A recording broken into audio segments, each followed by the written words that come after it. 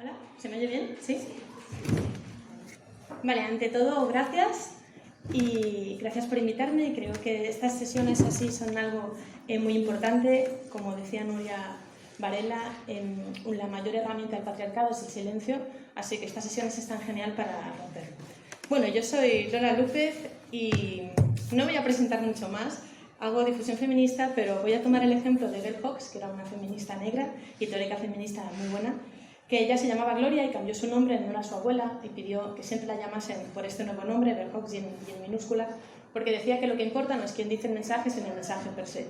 Entonces, vamos a por el mensaje y simplemente es Lola explicando cositas, ¿vale? Vale, es una charla sobre conceptos básicos del feminismo que básicos, más que en el sentido de todas conocemos esto, que también un poco, sino básicos en el sentido de fundamentales, ¿no? Tipo, sobre estos conceptos se asenta toda la teoría feminista y, por tanto, tenerlos claros es de vital importancia. Y citando a otra gran teórica feminista, Celia Morós, conceptualizar bien es politizar bien y, por tanto, los conceptos básicos tenemos que tenerlos muy claros para luego poder politizar y crear un discurso, ¿no?, que sea acotado a la realidad. Vale, pues mira, voy a dividir la charla en 4 bloques, que están aquí. El primero es qué es el sexo y qué es el género, que son los dos conceptos más fundamentales del feminismo y sobre los que se basa toda la teoría, ¿no? Luego, el sujeto político del feminismo, que esto a veces me da la sensación de que, bueno, ahora está en un debate tremendo, que también vamos a hablar, evidentemente, pero además a veces me da la sensación de que decimos sujeto político, igual no sabemos muy bien, ya no definir mujer, sino qué es un sujeto político, ¿no?, de un movimiento. Luego, ¿qué es el feminismo? Que también son preguntas que suenan a chiste, pero que de golpe están en un debate que está muy bien, insisto, acotarlas y dejarlas muy claras para luego poder no construir a partir de aquí. Y el cuarto bloque será la agenda feminista. Entonces, mi idea, para no enrollarme, porque yo me enrollo un montón hablando, es después de cada bloque, fe como, no sé, 5 minutos o así de charla entre todas o preguntas, ¿vale? Y luego al final, si tenemos tiempo, pues una macro charla o lo que sea. Vale, pues allá vamos. ¿Qué es el sexo? El sexo es una realidad material y biológica y además es binario porque solo existen 2 gametos sexuales. A mí me parece un poco redundante tener que explicar qué es el sexo porque es algo que se ha sabido toda la vida, es algo datable, es algo observable, que en fin vemos en nuestros propios cuerpos, pero como ahora está en examen o se está diciendo, ¿no?, que el sexo es un constructo social, desde Judith Butler con el género en disputa, está bien que definamos este concepto. Vale, el sexo es una realidad material porque somos cuerpos sexuados, es decir, es independiente de la cultura. Somos cuerpos sexuados y aunque la cultura pueda imprimir ciertos, que veremos luego que es el género, ciertos roles o ciertas expectativas sobre los cuerpos sexuados son anteriores e independientes de la cultura. Vale, esto es muy importante dejarlo claro porque la teoría queer y ciertos sectores del transactivismo, como decía, desde Judith Butler, incluso un poco desde antes, hablan de que el sexo es un constructo social y por tanto no podemos teorizar el feminismo basándonos en que el sexo es el motivo de nuestra opresión, porque si es un constructo social, solo con cambiar el constructo cambiaríamos la opresión per se. Por eso es importante que desde el feminismo insistamos en que no, el sexo es algo real, es algo material, es algo biológico y no mutable y además, quiero decir, el patriarcado sabe muy bien que el sexo existe. Es una discusión, como decía, ahora no me acuerdo la autora, pero decían, solo somos nosotras que dudamos de qué es el sexo, quien nos oprime lo sabe muy bien, ¿no? Entonces dejar esto claro, que no es un constructo social por el mero hecho de que somos cuerpos sexuados y es algo intrínseco a nuestra naturaleza porque lo necesitamos para la reproducción de la especie. Quiero decir que no es una especie de metafísica que decidamos al nacer, vamos a hacer mujer o hembra, no. Dependen de 2 gametos sexuales, solo hay 2 en la especie humana, que son los espermatozoides o los óvulos. Si creas uno, eres un macho, los espermatozoides, si creas otros, eres una hembra, que serían los óvulos. Por tanto, el sexo no solo no es un constructo social, sino que además es binario. También quiero insistir en lo que es binario, porque ahora se está tratando de desmontar que el sexo es una realidad biológica. Ay, perdón, tranquilo. Ay, porque me he movido, ¿no? Sí. Perdón.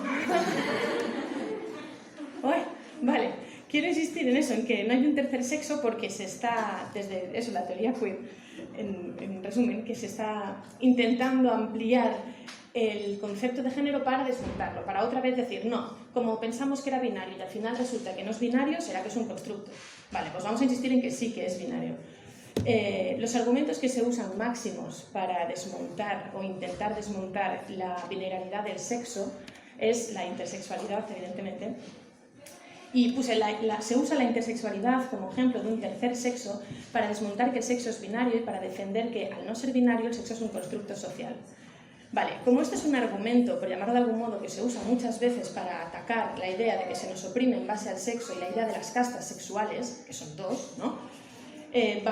Me interesa rápido, porque yo no soy ni bióloga ni tampoco, pero rápido, ¿no? Ver qué es la intersexualidad y por qué no es un tercer sexo y por tanto no es un argumento válido, ¿no? Que nos digan que es un tercer sexo. Vale, es una anomalía genética.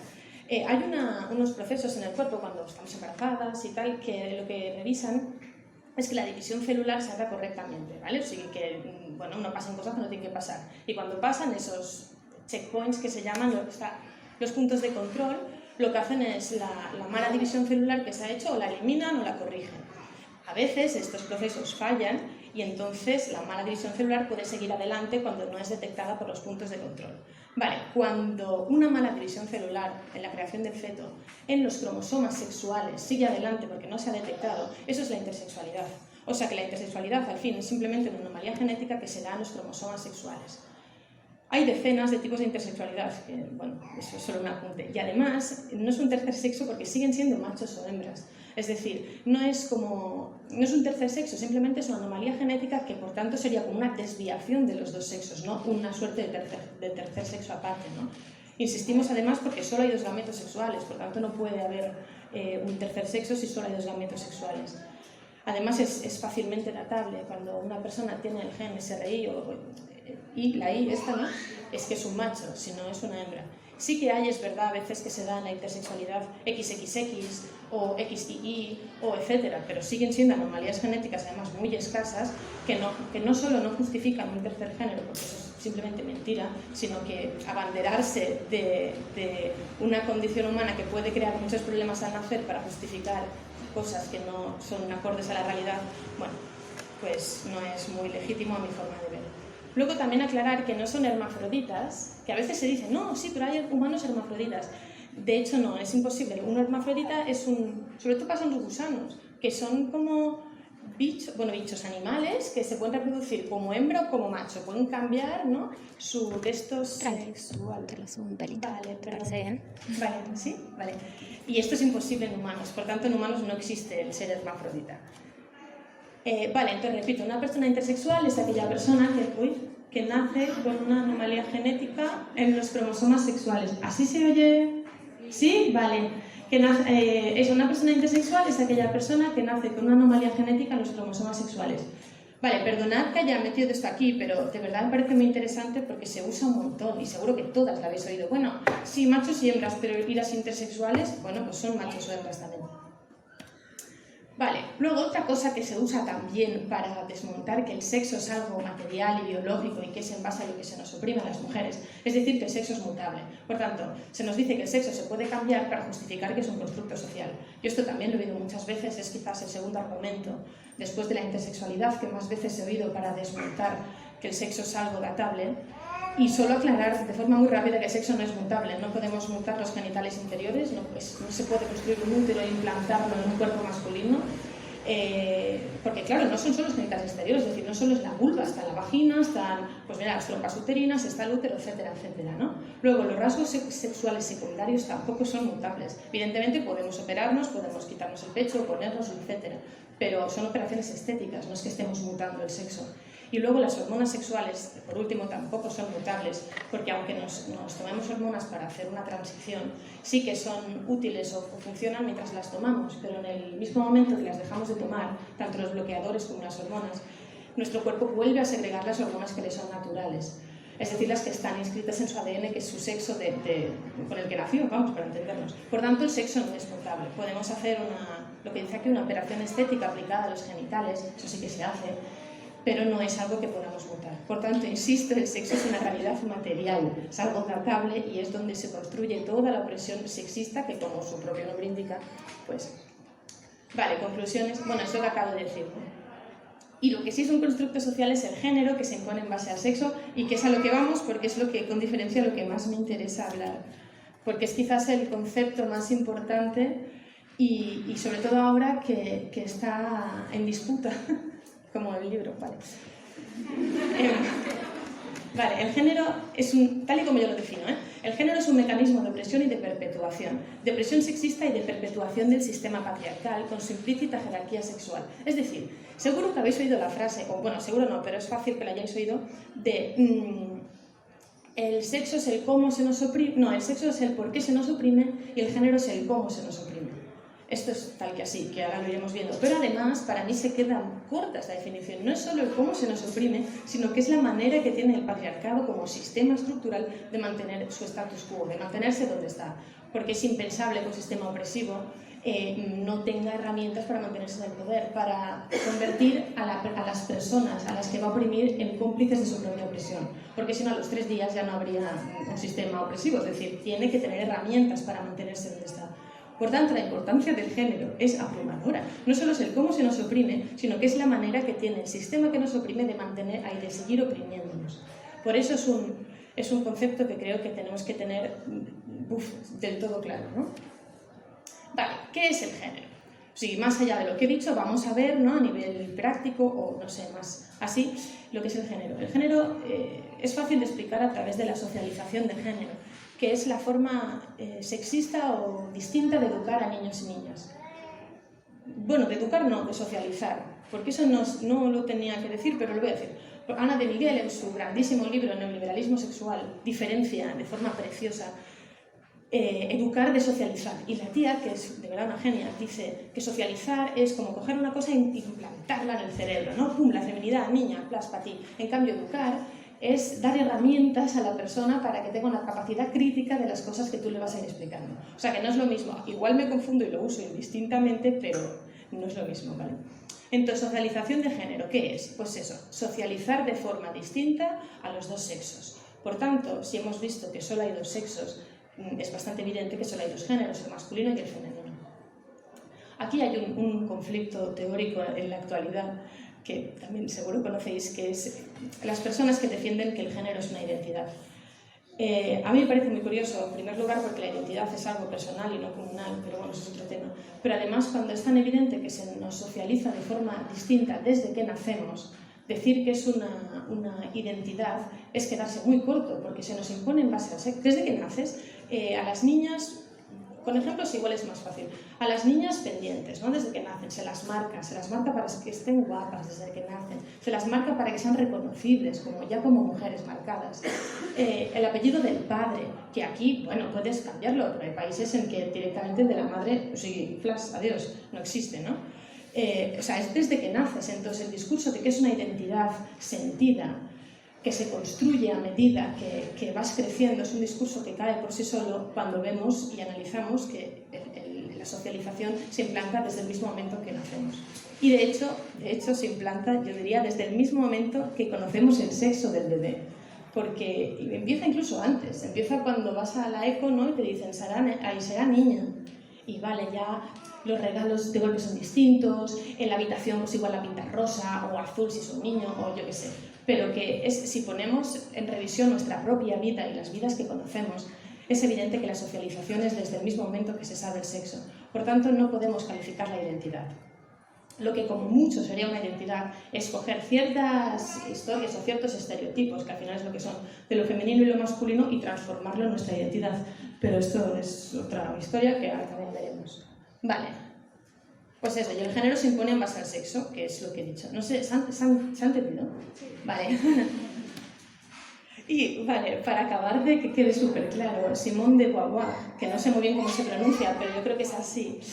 Hay una frase suya de un libro titulado El segundo sexo, que no es el segundo género, es el segundo sexo, que dice, no se nace mujer, se llega a serlo. Esta frase me interesa citarla y de hecho os la voy a leer entera, que la tengo acá, porque se descontextualiza un montón, es una barbaridad cómo usan cosas de teóricas radicales de nuestra genealogía feminista para justificar despropósitos. Y de hecho en el Sexo en disputa de Judith Butler, que no sé si la habéis leído y de verdad leerlo porque es para leerlo, en la página, bueno, hay una página que la cita y la transgiversa, solo cita este trozo y la transgiversa. Y a partir de aquí se ha usado mucho esta frase para justificar que el ser mujer es una identidad sentida.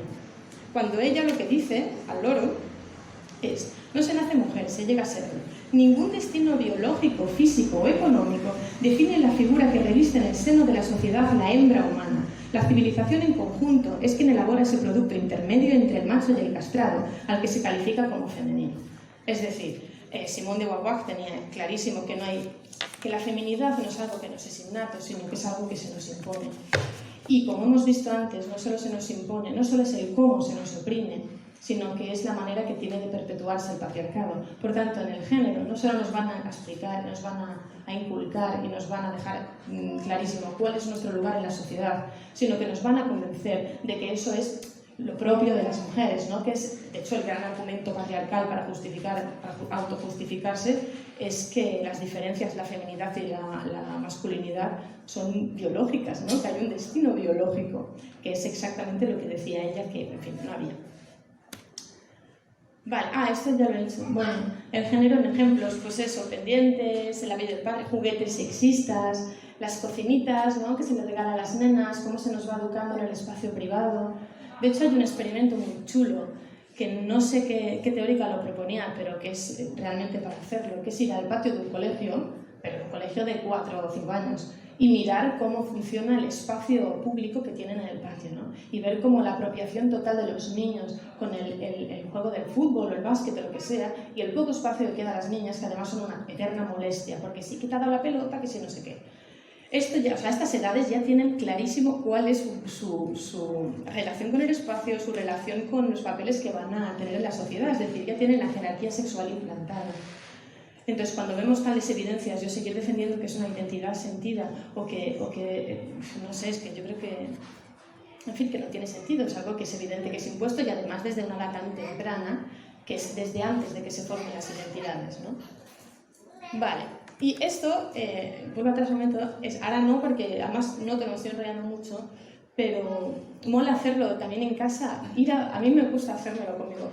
Mirar los ejemplos de mi propia vida, ¿no? En el que se me ha ido imponiendo el género, porque es algo súper abstracto. O sea, el género, y más en un patriarcado del consentimiento, es como, vale, sí, sé que me oprimen, sé que hay una opresión sexista y sé que yo estoy por debajo porque soy una mujer, pero ¿y esto cómo ha pasado? ¿Esto cuándo pasa? ¿Esta opresión cómo? ¿Qué? ¿Quién? A mí nunca nadie ha venido y me ha dicho en la cara: tú te vas a tener que depilar y vas a tener que convertir la belleza en tu objetivo de vida, vas a tener que ser madre sí o sí, vas a tener que... Nunca nadie nos dice eso, ¿no?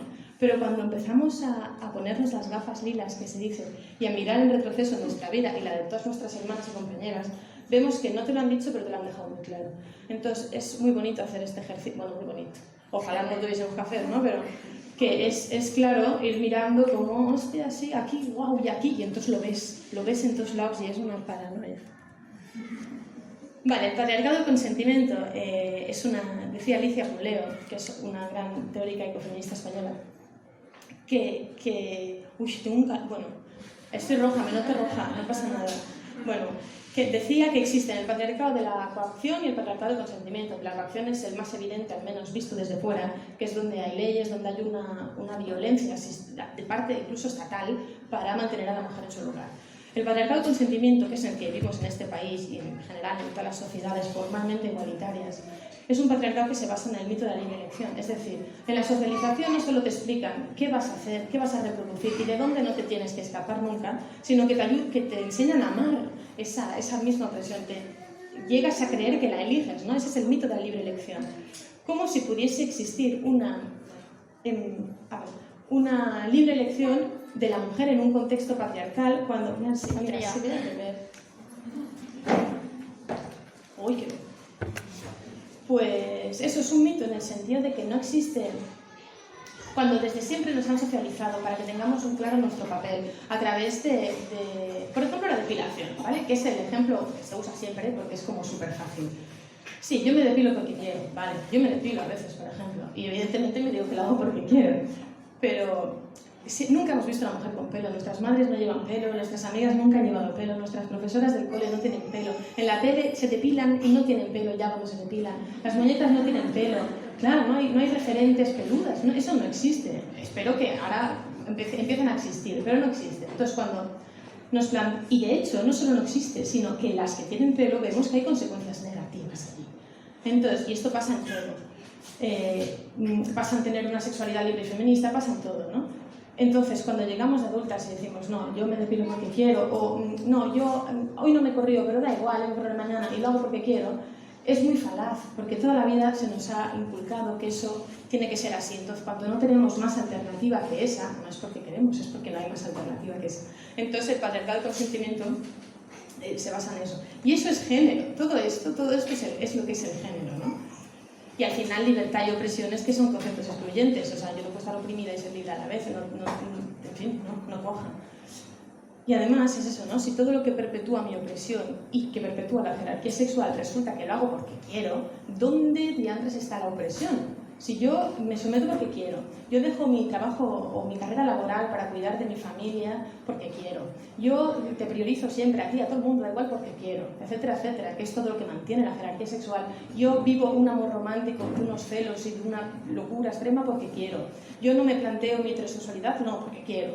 Bueno, al final, ¿dónde está la opresión? Si todo lo hago porque quiero, ¿de qué estamos hablando, no? Entonces, y esa es la forma que decía de cómo el patriarcado se perpetúa a sí mismo. ¡Ja! Porque queréis, entonces, ¿de qué os quejáis si es lo que queréis? Vale, el género es binario. Sé que es un poco largo lo del género, pero es como muy importante para este tema. Desde la teoría queer, que es la que pone pues eso, el género en debate, se cree que lo que nos oprime es el binarismo, ¿no? Se cree que lo que nos oprime es que nos tengamos que meter en la feminidad o en la masculinidad. De hecho, es la teoría de Judith Butler, que tanto el sexo como el género son constructos y que lo que oprime es el binarismo y creer que van juntos. Eso es lo que nos oprime, no el género per se, sino tener que meternos en el cajón de la feminidad o en el cajón de la masculinidad. Entonces, para luchar contra esta opresión, que es lo binario, lo que hacen es diversificar el género y volverlo una identidad, ¿no? Esto es muy peligroso. Primero porque es mentira, bueno, es mi opinión, hay otras, yo creo que es mentira, en el sentido de que creo que es muy evidente que se nos socializa en base al sexo y que solo hay dos roles, solo hay dos géneros, porque además todos los roles, todas las dinámicas, todos los sueños, todo el espacio público y privado ya está metido en un cajón o en el otro, no hay espacio para un tercer cajón. Y además, si hablamos de opresión, en la opresión hay una casta que oprime y una casta que es opresora. No hay una suerte de 500 castas que se relacionan entre ellas, Dios sabrá cómo. Entonces, esta teoría de que el género es una identidad ataca para mí frontalmente y de forma muy fuerte contra el feminismo. Primero porque es muy simpática. Bueno, si el género es una identidad, es lo que decíamos ahora, pues entonces yo no estoy oprimida. Yo evidentemente no quiero estar oprimida, a nadie le gusta, ¿no? Entonces, si es una identidad, pues mira, yo me identifico con otra cosa y a correr. Que es lo que dice, de hecho, Preciado, que es una persona trans, también muy simpática con la teoría queer o muy afín a la teoría queer, en su libro El texto yonki, que también es un libro muy importante, la teoría queer, suya es la frase, no sé si es exactamente así, pero suya es el concepto de, bueno, las mujeres estáis oprimidas, ¿por qué queréis? Porque lo único que tenéis que hacer es identificaros con el género masculino. O sea, es que llega a un punto que es hasta de chiste, ¿no? Parece que se rían. Entonces, yo creo que no puede ser una identidad porque además no es mutable. Cuando toda una vida te han socializado de una manera, aunque tú llegues adulta y decidas cambiar, a ti ya te han socializado. Es decir, el contexto mental, el contexto educativo que tú has tenido, te va a seguir persiguiendo el resto de tu vida. No es tan fácil como decir, no, a partir de ahora yo, cuando llegue a un espacio y haya hombres, yo me voy a empoderar. Pues evidentemente que puedes hacerlo, pero vas a tener que hacer todo un trabajo de construcción porque se te ha socializado en el género femenino. Por tanto, yo creo que es bastante evidente que no es una identidad y que además esta teoría perjudica muchísimo al feminismo. Y como digo al final, uy, es que estoy fatal. Me voy a poner, espera, perdón, ¿eh? Y que además es un lavado de cara. Vale, que es un lavado de cara del patriarcado, ¿no? Es lo que decíamos, si nos identificamos, que es lo de ser cis, si nos identificamos exactamente con lo que decimos que nos oprime, pues bueno, el patriarcado ya ha ganado la batalla y ya está, ya, en fin. Entonces, ¿para qué sirve el género? De hecho, esto ya lo he dicho, pero no está de más repetirlo. Todo sistema de opresión necesita una forma de autoperpetuación que lo mantenga como sistema estructural. La herramienta de autoconservación que tiene el patriarcado es el género, esa es su utilidad. Es decir, que imaginaos la importancia de saber definir este concepto y de que no nos lo blanqueen con una identidad, cuando es lo que el patriarcado usa no solo para someternos, sino para mantenerse allí sometiendo a nuestras hijas, nietas y bisnietas y las que vengan detrás, ¿no? Es decir, que no es un concepto, no pasa nada si dejamos que se diversifique y que ya no sepamos ninguna lo que es. O sea, son unos conceptos básicos, ¿no? Entonces, por eso toda esta chapa, porque de verdad que creo que es importante. Entonces, creo que no me he dejado nada. Vale, el género no es solo los roles superficiales, que esa es otra, ¿no? Parece que el género, parece que la feminidad sea ese conjunto de cosas que además son con los que se identifican las personas que dicen identificarse con el género femenino. Se identifican, evidentemente no se identifican con la opresión, con lo que se identifican es con unos roles sexistas, ¿no? Como pintarse o la feminidad per se estética, esto de cuidarse, el pelo largo, igual los tacones, las faldas, no sé, ahora estoy siendo muy reduccionista, pero entiéndeme, no se identifican con el trasfondo del género. Así que también dejar claro eso, que el género no son solo los roles superficiales, sino que llega a lo más íntimo de nuestra vida. Y además, hay veces que se dice, no, el género no es un continuum porque cambia, porque en el siglo XVII pues, los hombres llevaban peluca y tacones y ahora, pues mira, ya no. Vale, pero es que lo que cambia, insisto, son los roles superficiales. El género siempre ha dejado claro cuáles son las castas sexuales, cuál la oprime y cuál está oprimida. Entonces, donde tiene que atacar el feminismo radical, que de ahí no ir a la raíz, no es solo cambiar los roles y hacer una performance de los roles, porque eso no cambia nada. Lo que tenemos que cambiar es el trasfondo profundo, y es cuando el género actúa manteniendo la jerarquía sexual, no solo dejándonos de pintar las uñas, sino yendo al fondo de la cuestión, ¿no? Y además es eso, que cuando dicen que el género es una identidad, hablan de los roles, no hablan de todo el género per se. Entonces es una falacia otra vez. Vale, estrategias para invisibilizar la problemática del género. Bueno, lo que hemos visto, el mito de la libre elección, y evidentemente el patriarcado hace o deja que triunfen teorías que le son favorables, sino de que... Y además hacernos amar al opresor. Esto es muy curioso, como Julie Binder, que seguro habéis oído hablar de ella porque hace poco la lincharon, que dice, las mujeres son el único grupo oprimido al que se le exige que ame a su opresor sexualmente y de cualquier otra forma. A nadie de la clase obrera, a ningún hombre de la clase obrera se le exige que vaya de birras con el burgués de turno que le está oprimiendo, ¿no? Pero a nosotras sí, y eso también es género, ¿no? Vale. Luego, el género afecta a los hombres porque... también vamos a dejar esto claro, porque cuántas veces se dice, sí, bueno, pero si hay género femenino y masculino, pues el género también oprime a los hombres. Bueno, a ver...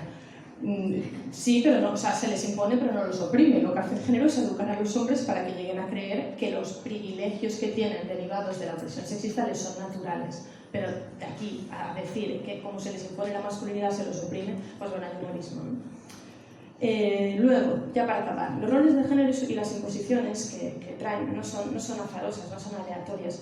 Es decir, cuando a nosotras se nos imponen unos tacones que no nos dejan ni andar, se nos impone, no sé, que nos maquillemos, que nos roba mucho tiempo y muchísimo dinero y hace que lleguemos a odiar nuestro cuerpo, se nos imponen ropas también, faldas que son muy incómodas desde pequeñas ya, no son azarosas. O sea, nos está llevando a una incomodidad, nos está llevando a que cuando salimos y yo voy con tacones en el espacio público yo me voy a comportar muy distinta que al tío que va mucho más cómodo que yo, etcétera, etcétera. Quiero decir que no son cosas que pasan y ya está, sino que están, no que no son aleatorias. Y luego, para acabar con el tema este del género, y ya lo acabo aquí, es el tema de las personas trans, ¿no? Que es, claro, es la discusión que, bueno, no me quiero meter mucho en... Bueno, o sí, sí, dale. Que se dice, bueno, pero las personas trans como que contradicen, ¿no? Que el género es una imposición porque lo viven como una identidad y tal.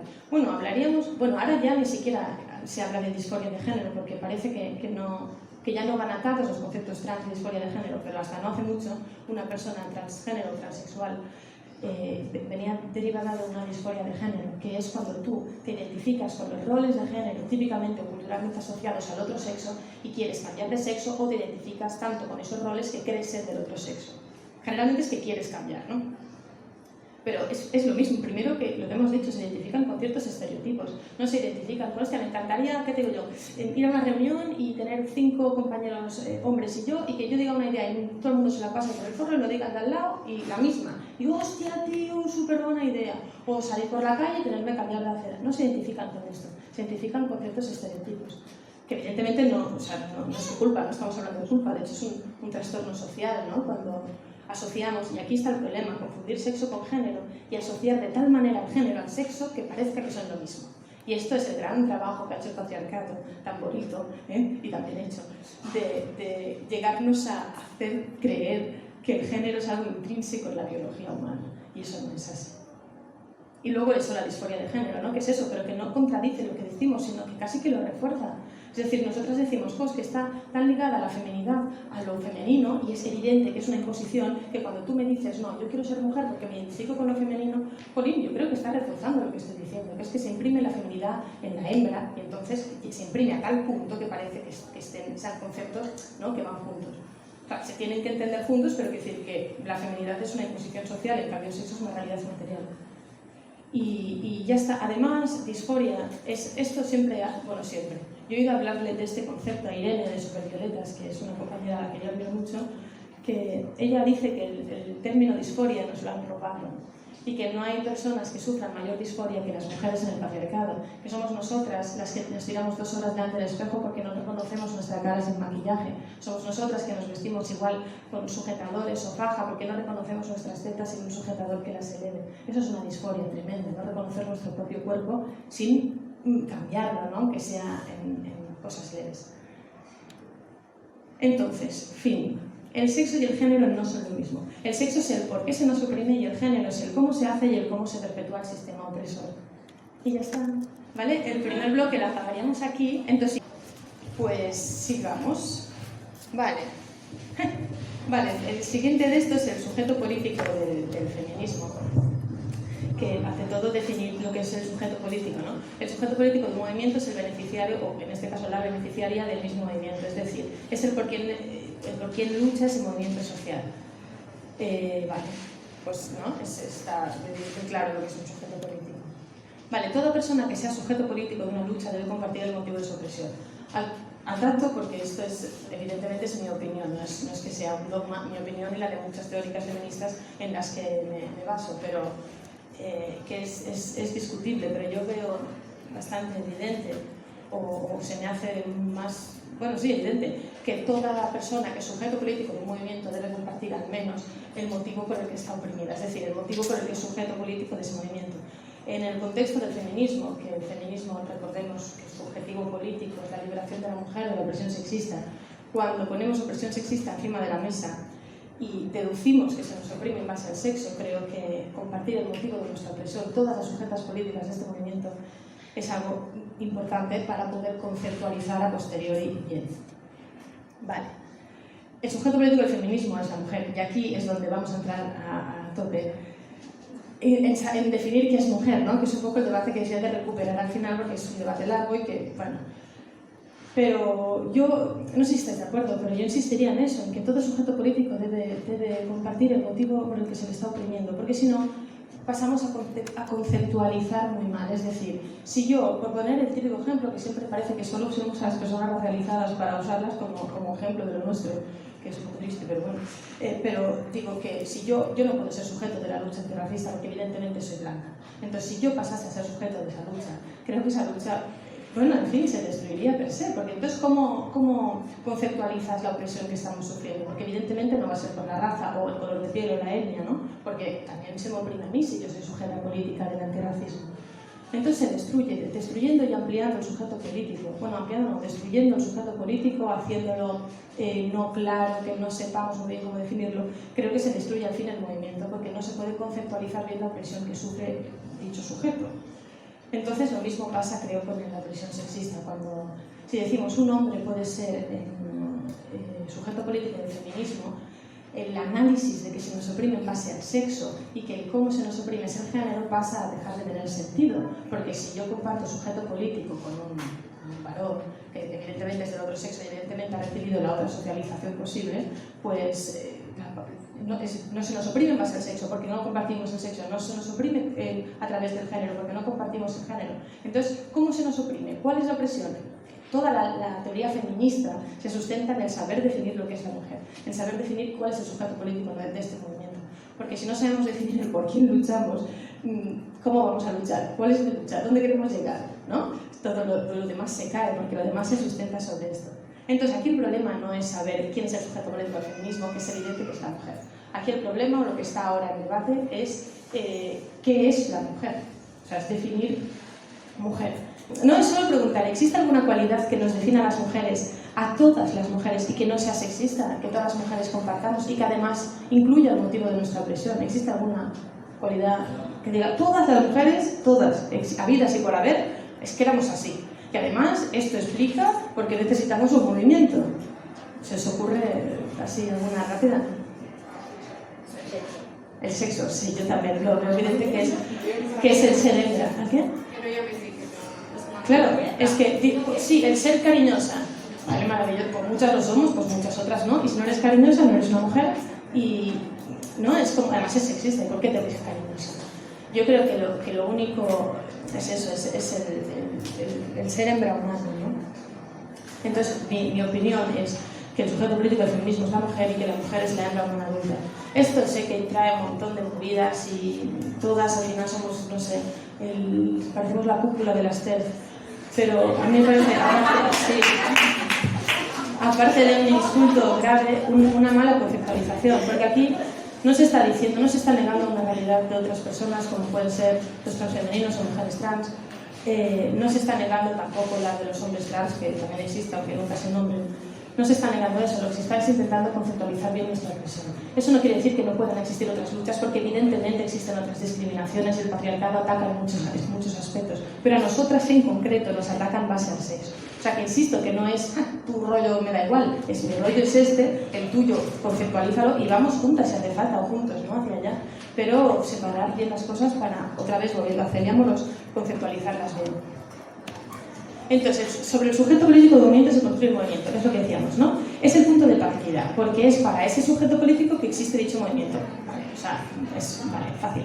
No tener el sujeto político claro implica, lo que decíamos, no tener la agenda clara y no tener el objetivo claro. Como la agenda se desprende del objetivo, de hecho, pero si no sé por qué lucho, es imposible que sepa qué quiero conseguir, porque no necesito... Es que, ¿cómo lo conceptualizo, no? Si no sé para quién es.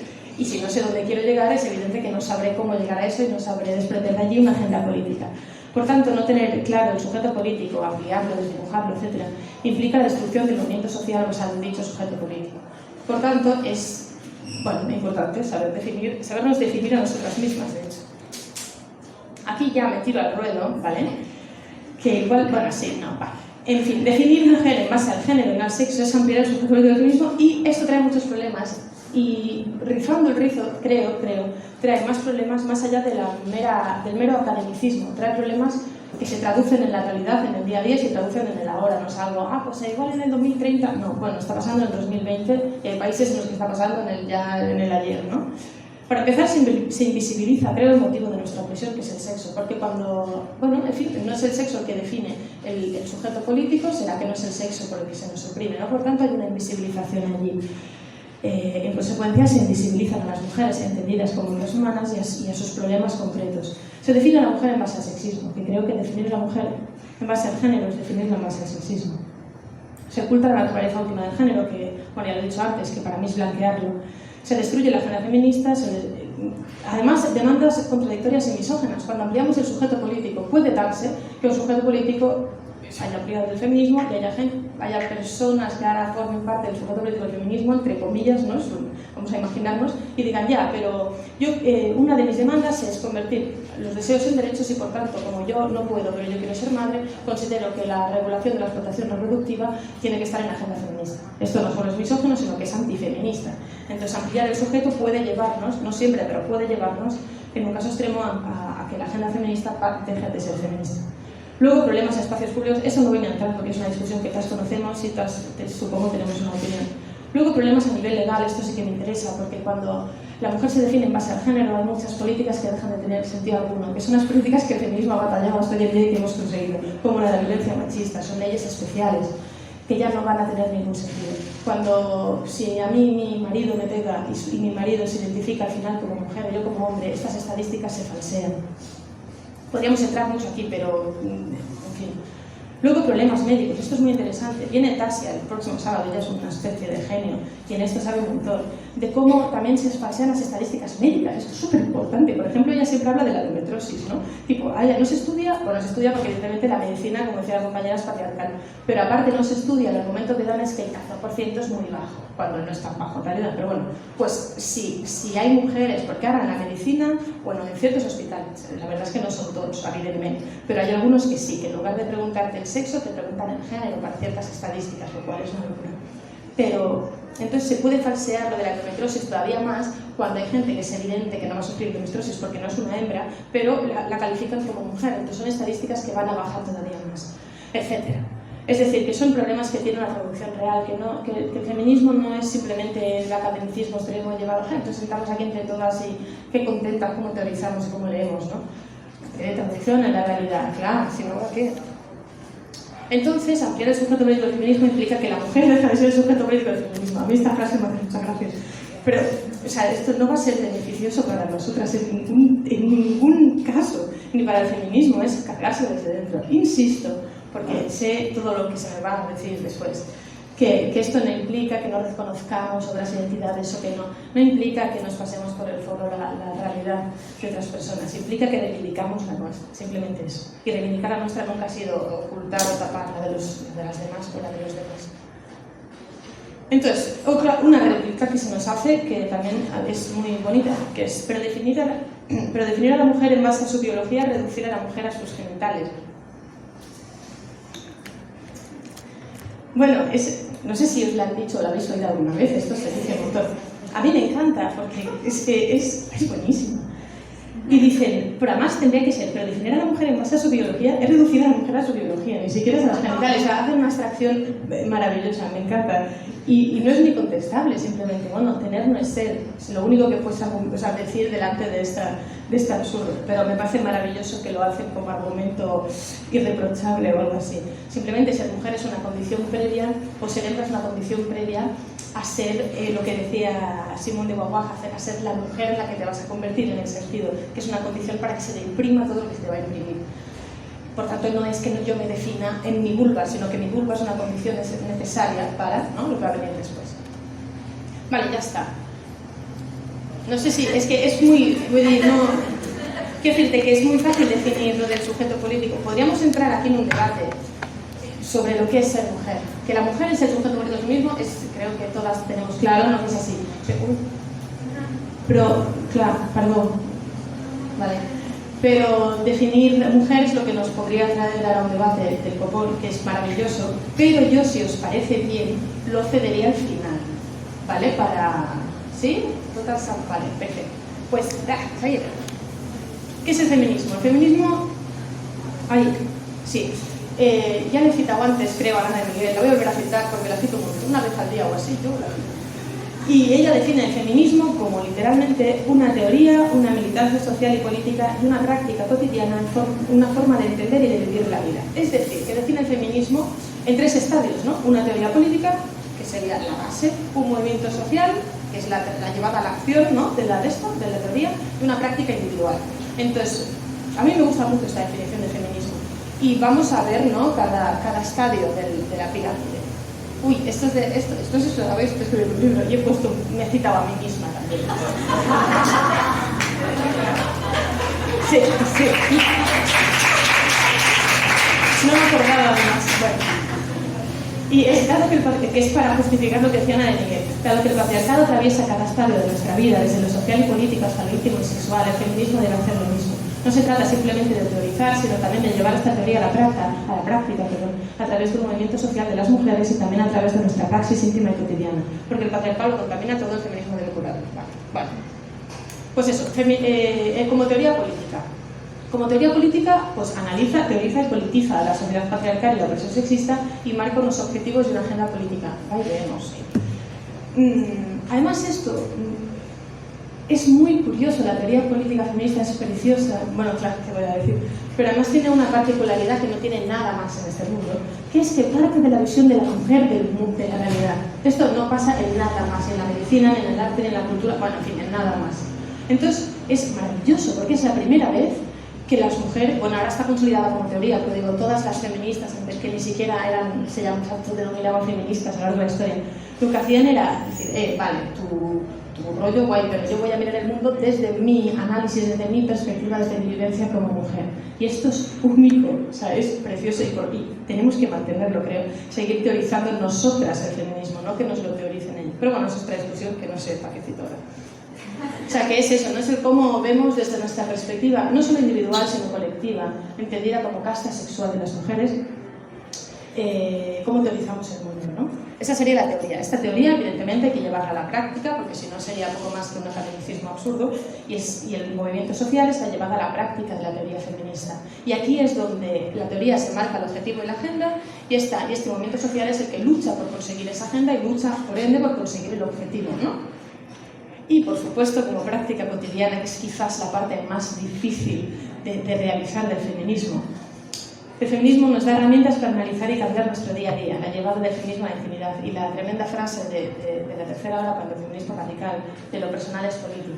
Y digo que es la parte más dura porque es horrorosa, porque cuando coges las herramientas que da la teoría feminista y coges el empoderamiento que da el movimiento feminista y dices esto llevo ya mi vida, como que me llamo Lola, es muy duro, porque te sientes sola, porque nadie te entiende, porque te das cuenta de cómo te tratan y cómo te tratas tú misma, cómo has tratado a tus hermanos. O sea, bueno, es muy duro y sin embargo hay que hacerlo. Y además, estos tres estadios creo que pero no estoy segura, se relacionan entre ellos, ¿no? Mi práctica individual va a empoderarme, bueno, empoderarme es un concepto colectivo, pero dejadme usarlo así un poco de pandereta, pero va a ayudarme a empoderarme, a coger fuerza para participar más activamente del movimiento social. Cuanto más activas estemos en el movimiento social, más teorías políticas o más podemos ampliar y mejorar la teoría política feminista, ¿no? Y al revés, quiero decir que lo personal es político, pero lo político también es personal. Uy. Vale. Y aquí llega la grandísima pregunta, que aparte de qué ser mujer es la otra gran pregunta, creo que está ahora en debate, y es si existe un solo feminismo o varios. Yo aquí me voy a mojar del todo, de verdad, porque no tenía un discurso mucho más light, pero ayer pues lo cambié. Digo, sí, bueno, si total ya tengo una fama que pagué. Pues yo creo, bueno, espera, antes de mojarme, voy a pronunciar. Creo que para que un feminismo, conocéis que hay varias corrientes feministas o varias ramas, sí. Desde el feminismo liberal, el feminismo radical, el transfeminismo, el feminismo de la diferencia, el feminismo de la igualdad, el feminismo blanco, el feminismo colonial, o sea, hay una cantidad tremenda, ¿no? Entonces, yo me siento en mi casa y pienso, ¿todos estos feminismos son feminismos? ¿O solo hay uno? ¿Cómo va? Entonces me he hecho yo un esquema, que evidentemente es discutible, pero a mí me sirve, que son estos 5 puntos para ver si un feminismo es feminista. El primer punto es que sea feminista, que parece evidente, pero no lo es tanto, ¿no? Y eso, ¿no? Conocer la teoría feminista. Hablo de corrientes, no hablo de personas. O sea, no estoy midiendo cuándo una mujer es feminista, eso es otra historia. Hablo de corrientes que se autodenominan feministas. Primero, conocer la teoría feminista parece de cajón. Otra cosa es que tú vayas luego, pues, ¿no? Avanzando la teoría van a haber modificaciones, pero conocer de dónde viene el movimiento que dices al que perteneces, pues me parece necesario. Después, conocer y respetar, que no lo pone, pero la agenda política y el sujeto político. Después, llevar a la práctica la teoría feminista, ¿no? Para que un movimiento sea feminista, para mí tiene que ser un movimiento.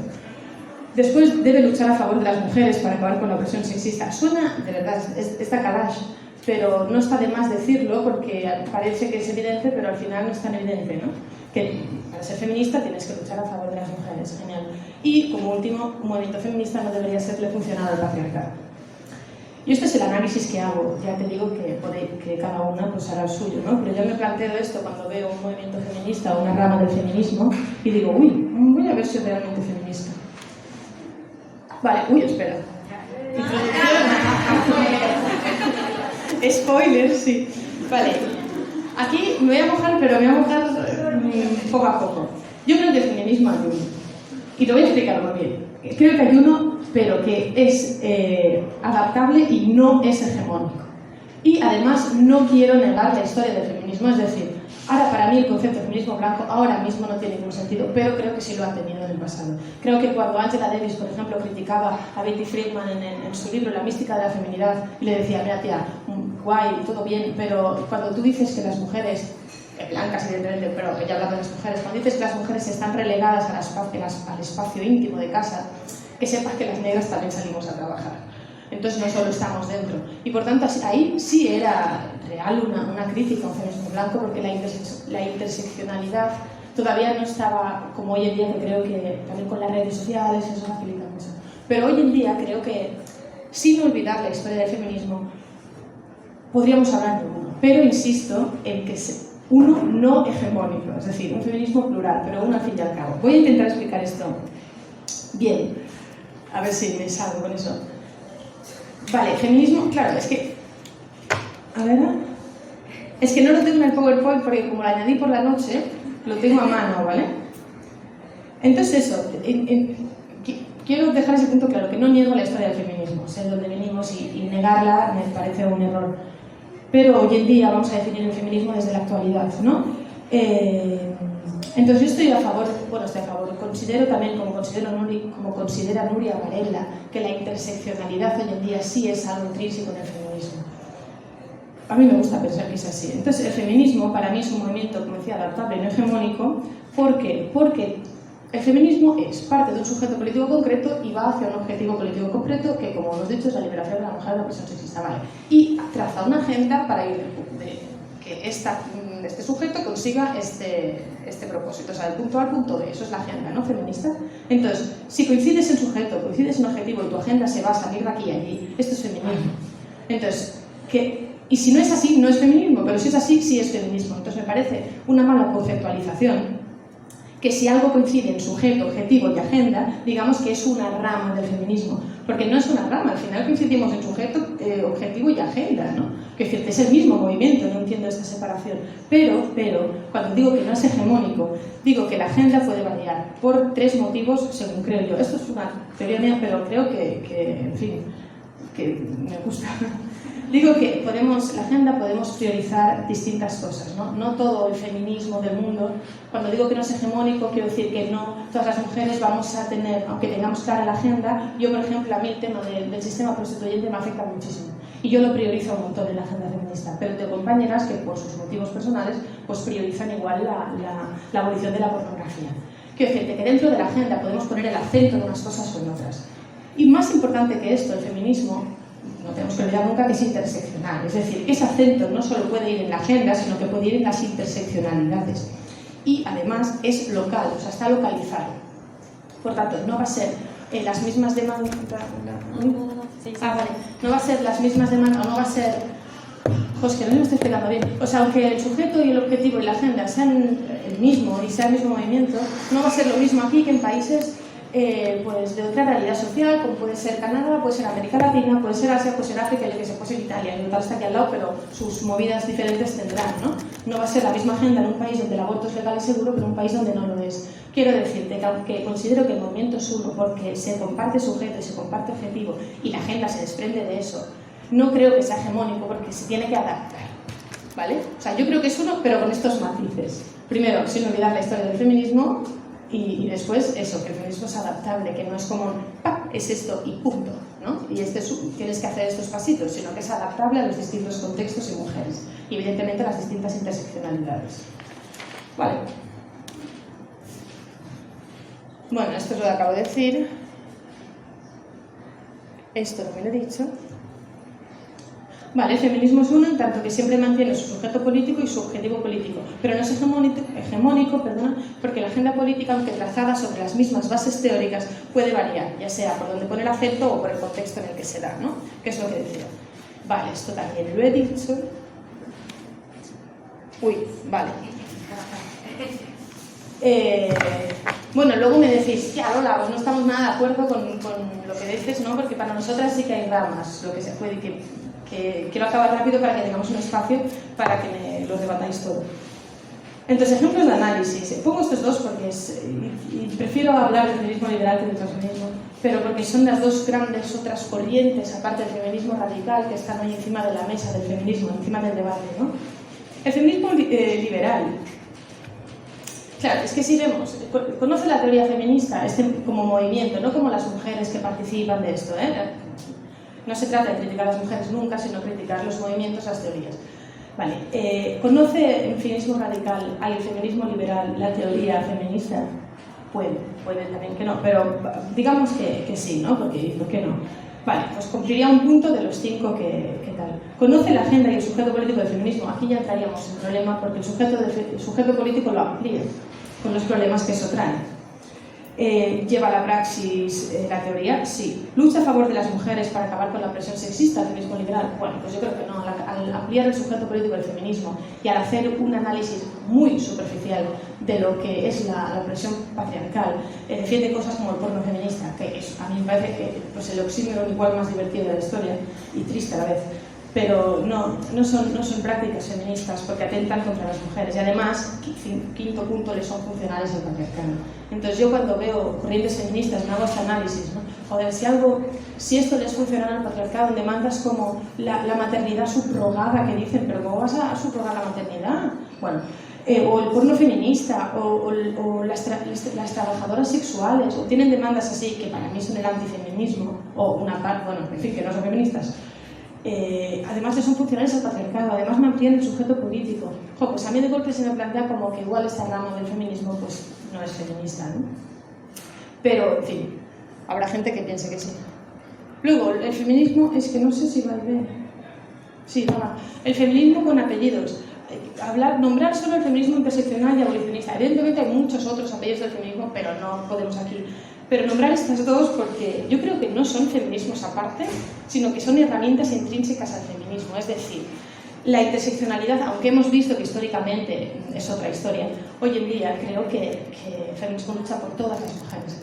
Sea cual sea su condición de raza, etnia, es que raza no me gusta mucho, pero bueno, su condición de etnia o su condición económica. Entonces la interseccionalidad tiene que ser intrínseca en nuestro análisis del mundo, ¿no? Que además es una herramienta valiosísima para poder analizar la realidad de distintas compañeras. Y luego, el tema del feminismo abolicionista. A mí también me parece una herramienta, es decir, es una forma de luchar, ¿no? Una forma de afrontar nuestra agenda política. Sí que es verdad que tú puedes ser abolicionista de ciertas cosas y no ser feminista. Lo que creo que no puedes es ser feminista y no ser abolicionista de ciertas cosas. Vale. Entonces, el feminismo radical, que igual la habéis notado que es un poco la corriente en la que yo me siento muy cómoda, para mí es el feminismo, en el sentido de que va a la raíz del problema. Es decir, no solo respeta, conoce la teoría feminista, el sujeto, la agenda, es interseccional, es abolicionista, etcétera, etcétera, como que cumple todos los STIC, ¿no? Sino que además va a la raíz del problema. Y no se queda en un análisis superficial de, bueno, eso que va a la raíz, ¿no? De hecho, radical no viene de extremista, sino de radical de raíces. Como decía, conoce y mantiene tanto el sujeto como la agenda como los objetivos, lo lleva a la praxis, lucha por todas las mujeres, siendo interseccional y evolucionista, y no le es nada funcional al patriarcado. Aquí, ahora estoy reduciendo mucho, y evidentemente me diréis, bueno, es que hay gente que va, o hay partes del feminismo radical que no son interseccionales, pues evidentemente que las hay. Y aunque yo diga que yo soy interseccional, evidentemente que sigo reproduciendo dinámicas que tienen que ver con mi casta racial, por mucho que me disguste, pero también hay una socialización en eso, ¿no? Quiero decir que aunque la interseccionalidad es una herramienta, también la tenemos que ir curando, o sea, tenemos que ir mejorando, nos tenemos que ir analizando, autoanalizando. O sea, que la interseccionalidad, creo, no solo la tenemos que vivir como feministas radicales, para analizar la realidad de las compañeras que viven opresiones distintas, conjugadas en sus cuerpos, sino para autoanalizarnos a nosotras, de cómo nosotras reproducimos, aún sin querer, ciertas dinámicas opresivas, ¿no? Ya sean de clase o de etnia. Entonces eso, yo veo en el feminismo radical, pues el feminismo, aunque, como decía, es plural, es adaptativo, no hegemónico, en otra palabra. Bueno, esto es un resumen, que es lo que acabo de decir, pues eso, que respeta al sujeto, pues eso, lo paso. Y fin del bloque 3. Estoy yendo muy rápido, se está entendiendo. Luego que lo compartáis o no, luego lo discutimos y de hecho me apetece un montón, pero al menos que se me entienda, ¿sabes? Y entonces ya pasamos al último punto, ¿vale? Y así nos va a dar tiempo de debatir un poco qué es la agenda política. A ver, ¿qué es la agenda política? Pues es el listado de objetivos que tenemos que ir cumpliendo para llegar al objetivo último, ¿no? Que, recordemos, es la liberación de la mujer del yugo patriarcal o la abolición de la opresión sexista, pero lo de la palabra igualdad a mí no me gusta nada, creo que se queda muy corta. Bueno, la agenda política del feminismo es la lista de los objetivos que se deben ir cumpliendo para llegar a alcanzar el objetivo último del feminismo, que es lo que decíamos ahora, ¿no? El objetivo último, Vale, ¿cómo? Pues acabando con la opresión y la explotación sistémica hacia las mujeres. Es decir, vamos a redactar nuestra agenda sabiendo de dónde partimos, es decir, el sujeto político, dónde queremos ir y viendo el cómo. Pues si yo quiero abolir toda opresión sexista, tendré que abolir, pues eso, el cómo se manifiesta, cómo se ejemplifica esta opresión, ¿no? Pues en explotación, por ejemplo. Pues la agenda política del feminismo lucha al fin por abolir cualquier práctica que explote a las mujeres y o que perpetúe la opresión sexista. Vamos a ver cuáles son estas y una a una vamos a explicar, bueno, voy a explicar, pero muy por encima, para no meternos en cada una. Abolición del género, que antes la compañera Neus preguntaba. Yo creo que viendo lo que es el género, viendo lo que implica la socialización del género, viendo cómo es la herramienta que perpetúa la jerarquía sexual que nos coloca debajo, nos humilla, nos explota, creo que el feminismo, como feminismo, es necesario que busque abolir el género. Y los feminismos que no buscan abolir el género, pues para mí no son feminismos. El tema del género no es tanto, creo, el debate que tendríamos que tener si tenemos que abolirlo o no, que creo que eso dentro del feminismo está claro y es que sí, sino el cómo se abole el género, que eso poco se habla. Porque no es tan fácil, o sea, yo no me levanto un día y digo, pues ya no reproduzco yo más nada de la feminidad, ¿no? Pues si fuese así de fácil, claro, hostia. Pero no es así de fácil, por desgracia nuestra. Entonces, el cómo, bueno, evidentemente es con educación, con educación y con coeducación a nuestros infantes e infantas. La respuesta puede ser muy fácil, no lo es un proceso muy lento que por suerte ya tenemos empezado con nuestras madres, abuelas, bisabuelas. Nuestra genealogía feminista de mujeres ya lleva tiempo haciendo este trabajo y dándonos las herramientas. Pero yo creo que es eso, es con educación y con paciencia. Y con educación no solo coeducando, que decía, a las generaciones futuras, sino siempre mirando evidentemente hacia afuera, que también es un movimiento social, pero analizándonos a nosotras mismas. Y cuando veamos que reproducimos cosas, no dejar de reproducirlas todas, porque es que eso es imposible. Y tampoco hace falta amargarnos la existencia, pero sí cuestionarnos, hostia, ¿realmente este gusto que tengo yo por esto es mío? ¿Esto es impuesto? O no, o sea, que el análisis no solo sea educar a lo de fuera, sino también educarnos a nosotras mismas. Y creo que esta es la manera de ir aboliendo el género. Evidentemente podríamos hablar aquí 40 horas más de cómo, ¿no? Pero para hacer una pincelada rápida y que nos dé tiempo luego a debatirlo si queremos. Otra gran historia es la abolición del sistema prostituyente, que a mí me duele en el alma que haya mujeres que tengan que vivir estas realidades. Me pongo nerviosa, ¿verdad? Bueno. Yo, de esto, a mí me parece evidente que se tiene que abolir. Y me parece también evidente que no es ningún trabajo, que no es comparable ningún trabajo y que el rollo es que me pone de mal humor que se pueda justificar esta explotación sexual, esta barbaridad, en nombre del despropósito del consentimiento. ¿Pero cómo es el consentimiento? A ver, en una relación sexual donde uno paga, que es evidentemente desigual, el consentimiento no entra en juego. Lo que entraría en juego sería el deseo sexual de la mujer, que es evidente que no tiene. Por eso tienes que pagar. Pero bueno, no quiero enfadarme solo ahora tampoco. Solo hablar de las tres grandes corrientes para enfocar este tema, ¿no? Hablar por encima, que son el prohibicionismo, el abolicionismo, que es donde yo creo que se debe situar el feminismo, y el regulacionismo. El regulacionismo, como dice Amelia Tinatus, nunca se pronuncia su apellido, ella es una superviviente de la explotación sexual y una mujer muy valiente por hablarnos de eso, ¿no? Dice que eso solo beneficia al proxeneta y al putero, evidentemente, y de hecho, si nos ponemos a ver las realidades de países en que se ha regulado la prostitución, creo que los números lo hacen bastante evidente. No solo porque el proxeneta pasa de ser un delincuente y a ser un empresario más, sino porque además, al ser legal, primero se despenaliza a nivel moral, es decir, la culpa desaparece porque es una actividad más, que ya hay poca culpa ahora, pues imagínate cuando es legal. Y después, que vivimos en un capitalismo, o sea, el contexto es el que es. Entonces, llevar una actividad a la legalidad creo que implica que la ponemos todavía más feroz a nivel de mercado, es decir, la demanda y la oferta van a ir creciendo, y un gran ejemplo es Alemania, que os animo, si no lo habéis hecho, a buscar información sobre ello, y sobre cómo la demanda ha crecido mucho, ha bajado en edad, ha crecido en número, ha crecido en demandas de violencia, ha crecido en locura, ¿vale? Porque ya no hay una culpabilización del útero, el proxeneta puede hacer lo que sabe los cojones, y además hay una competencia entre, ¿no? los proxenetas, o sea que es cada vez más feroz. Sin embargo, entiendo que la gente quiere regular la prostitución, lo hace aparte de proxenetas, evidentemente, pero las mujeres que luchan por esta opción entiendo que lo hacen desde el amor y pensando que su opción es la buena. Evidentemente no digo que lo hagan para ir a putear a nadie, me lo dicen. Pero no entiendo que lo hacen porque creen de verdad que eso va a proteger a la mujer prostituida y tal. O sea, no digo las regulacionistas o qué mal, no. Digo el regulacionismo como teoría a mí no me satisface.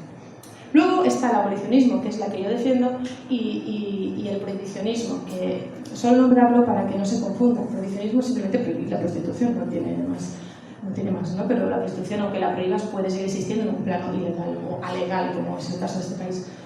Sin embargo, el abolicionismo lo que busca es abolirla, es decir, que no exista ningún plano que sea impensable, ¿no? Aquí, aparte, además, el prohibicionismo sí, yo creo que pone el acento en la mujer.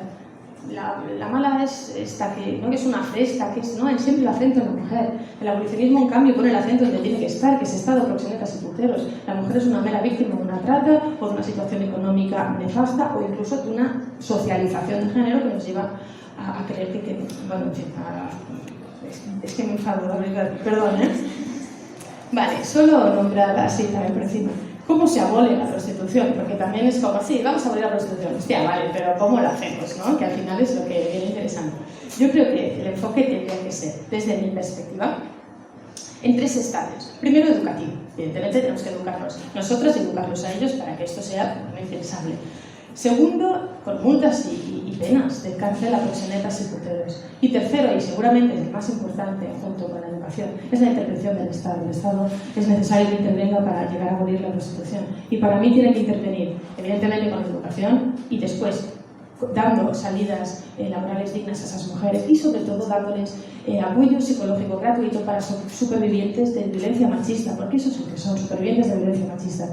Y no es tan fácil, así que el Estado debería intervenir allí y cuidarnos a nosotras, que somos las víctimas de todo este sistema prostituyente.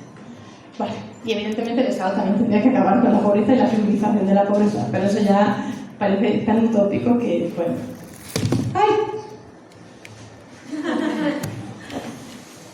¡Ay, qué fet! Hostia, perdona.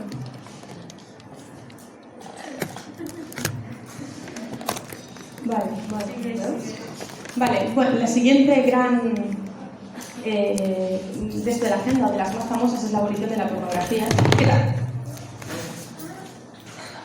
Ay, a ver, espera. A ver. Vale, ¿tienes? Sí. Vale, bueno, es la abolición de la pornografía que en fin, también es bastante evidente porque al final nos cosifica, nos mercantiliza, bueno, aparte de la misoginia interiorizada que tiene, de la reproducción de la sexualidad patriarcal, de la fetichación bueno, volver a la desviación fetiche, la fetichización. Etcétera, etcétera. No quiero tampoco entrar en este tema, porque además me han dicho que viene Mónica Mayo, y a veces ella es maravillosa con esto, o sea que ella lo explicará mucho mejor. Pero bueno, que también el cómo, volvemos a lo mismo, pues igual que la prostitución, yo creo con penas para las grandes empresas como Pornhub, que además están muy relacionadas con la trata y la prostitución y con educación, ¿no? Y sobre todo con educación sexual, que esto también es un gran giro. Luego la abolición, que es el otro gran tema de la explotación reproductiva, que muy malamente se llama gestación subrogada o vientres de alquiler, que es decir, un vientre no se puede alquilar, alquilas a la persona entera, yo no me lo puedo sacar, y tampoco puedes subrogar una maternidad o una gestación, bueno, no sé. La explotación reproductiva es... Además aquí hay argumentos como el altruismo, pero a ver, es que estas cosas no se entienden sin una clave de género y evidentemente una clave económica. Cuando todas, no son todas, son el 99%, cuando el 99% son pobres y el 1% lo hacen porque quieren en unos contextos que además igual es para su hermana o que el contexto es muy acotado, y quien compra siempre, porque es comprar bebés, son personas ricas, joder, pues creo que la clave económica es más que evidente, aparte que la de género, claro, porque solo podemos reproducir, gestar nosotras, ¿no? Entonces eso, y creo que el debate en estas cosas no tendría que estar el foco en la libre elección, lo hace porque quiere, sino en, a ver, ¿estamos de acuerdo en mercantilizar bebés, en convertir a mujeres en vasijas, en fábricas de creación humana, de vidas humanas? Porque claro, ese debería ser el debate, si estamos de acuerdo con eso.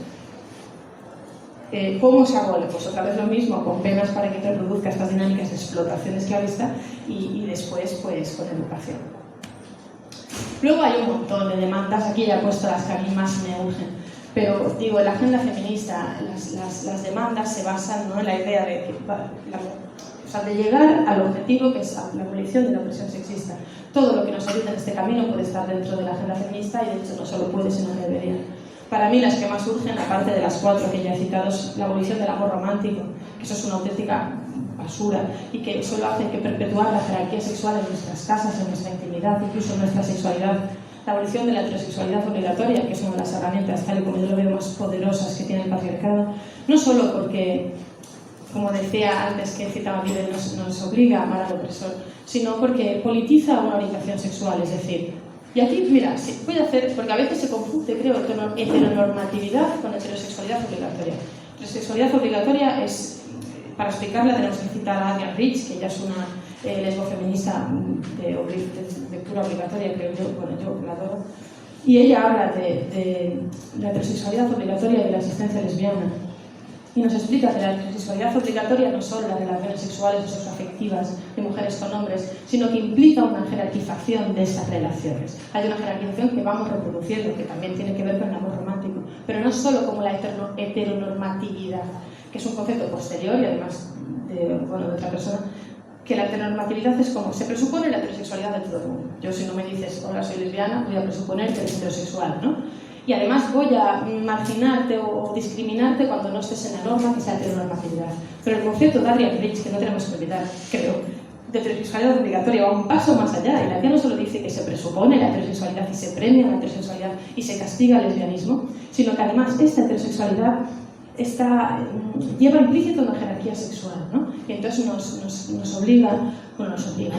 inculca los cuidados a nosotras, nos inculca priorizar siempre al hombre por delante de nosotras, nos inculca muchas cosas que, como digo, tienen que ver con el amor romántico, con la institución matrimonial, con la maternidad obligatoria, con la sexualidad falocéntrica y patriarcal, que llama la sexualidad, a mí me parece exagerar las cosas, pero bueno, es lo que hay ahora, es lo que el porno vende, ¿no? La belleza obligatoria, que al final todo está relacionado y todo esto forma parte, tal y como yo lo veo de la agenda feminista, más cosas también, ¿eh?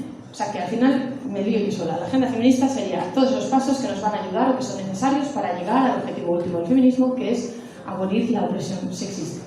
Y creo que ya está. Bueno, y esto es para abrir como un debate que podemos abrir ahora entre todas, de si se os ocurre algún otro eje de abolir, ¿no? Esto realmente es otra arma, ¿no?, que tiene el patriarcado, aparte del amor romántico y lo que hemos visto. Yo veo en esto también un arma que tendría que estar en la agenda feminista. Si queréis, pues podemos abrir debate ahora. Y acabar con una frase de una feminista inglesa que me gusta mucho, que es Cynthia Loe, que dice: el patriarcado no es invencible, o sea que algún día se va a caer y lo vamos a tirar. Y ya está.